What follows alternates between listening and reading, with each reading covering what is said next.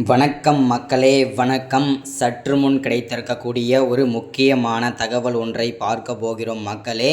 சற்று முன் முதல்வர் அதிரடியாக கைது செய்யப்பட்டிருக்கிறார் அமலாக்கத்துறையினரால்.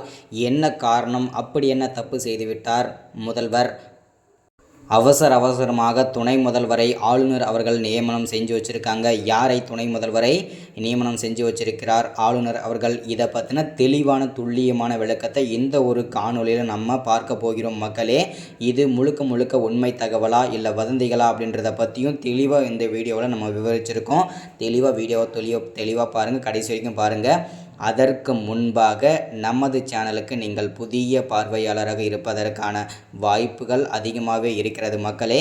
முடிஞ்ச அளவுக்கு எல்லாரும் மறக்காமல் நமது அரசியல் நியூஸ் சேனலை சப்ஸ்கிரைப் பண்ண மட்டும் மறந்துடாதீங்க.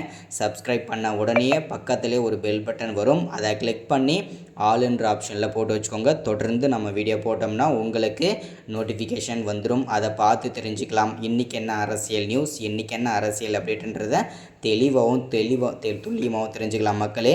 அது மட்டும் இல்லாமல் வீடியோ பார்க்குற ஒவ்வொருத்தரும் ஷேர் பண்ணுங்கள், லைக் பண்ண மறந்ததையும் வீடியோவுக்கு. ஓகே, வாங்க வீடியோக்குள்ளே போகலாம்.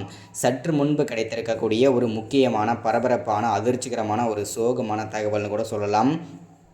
ஏன்னா அப்படிப்பட்ட தகவலை தான் இந்த ஒரு வீடியோவில் நம்ம சொல்ல போகிறேன். என்ன அப்படின்னு பார்த்தீங்கன்னாக்கா, பிரான்ஸ் நாட்டுடைய முதல்வர் அதிரடியாக கைது செய்யப்பட்டிருக்கிறார். இதை கேட்ட உடனேயே பார்த்தீங்கன்னாக்கா அந்த நாட்டுடைய மக்கள் எல்லாமே கொந்தளிச்சு போயிருக்காங்க. என்ன காரணம் அப்படின்னு பார்த்தீங்கன்னாக்கா, வருமானத்திற்கு அதிகமாக சொத்துக்களை சேர்த்த குற்றத்திற்காகவும் தவறான முறையில் பண பரிவர்த்தனை செய்த குற்றத்திற்காகவும் இந்த மாதிரி பல குற்றப்பிரிவுகள் பார்த்தீங்கன்னாக்கா முதல்வரை சிக்கியிருக்கிறார். இதனால் அமலாக்கத்துறை அந்த நாட்டோட பிரான்ஸ் நாட்டுடைய அமலாக்கத்துறை இடி பார்த்தீங்கன்னாக்கா அதிரடியாக கைது செஞ்சுருக்காங்க. இது பெரும் பரபரப்பை ஏற்படுத்தியிருக்கு அந்த நாடு மத்தியில்.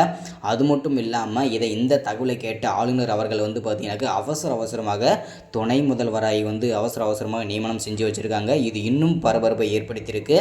ஸோ அது மட்டும் இல்லாமல் நிறைய பேர் நினச்சிட்டு இருப்பீங்க தமிழ்நாட்டுடைய முதல்வர் தான் கைது செய்யப்பட்டிருப்பார் அப்படின்னு சொல்லிட்டு. அது மட்டும் கிடையாதுங்க. அவரை யாரும் தொடவும் முடியாது, அவரை தொட்டு கூட பார்க்க முடியாது. அவ்வளோ உயரத்தில் இருக்கிறார். அவரை தொடுவதற்கு கூட அஞ்சுவார்கள் அமலாக்கத்துறையும். அது மட்டும் இல்லாமல் போலீஸ் யாருமே அவரை கிட்ட நெருங்க முடியாது, தமிழ்நாட்டுடைய முதல்வர் ஸ்டாலின் கிட்ட. ஸோ இது எல்லாமே பார்த்தீங்கன்னாக்க பிரான்ஸ் நாட்டுடைய முதல்வர் தான் அதிரடியாக கைது செய்யப்பட்டிருக்கிறார். தமிழ்நாட்டுடைய முதல்வர் கைது செய்யப்படுவாரா அப்படின்னு பார்த்தீங்கன்னா கண்டிப்பாக வாய்ப்புகள் இருக்கிறதா அப்படின்னு கேட்டிங்கன்னா வாய்ப்புகள் கூட கொஞ்சம் கூட கிடையாது. இருந்தும் திமுகவின் முக்கிய அமைச்சர்கள், மூத்த அமைச்சர்கள் பல சர்ச்சைகளில் சிக்கியிருக்கிறார்கள். அது வேணால் உண்மைதான். ஆனால் இன்னும் திமுகவின் அமைச்சர்கள் சிக்குவார்கள் என்றும் அமலாக்கத்துறை உளவுத்துறை ரிப்போர்ட் மூலமாக கொடுத்துருக்காங்க. ஸோ இதை பற்றின தெளிவான அப்டேட்லாம் அடுத்தடுத்த வீடியோவில் தொடர்ந்து விவரிப்போம். மறக்காமல் சப்ஸ்கிரைப், லைக், ஷேர் பண்ணுங்கள். தேங்க்யூ.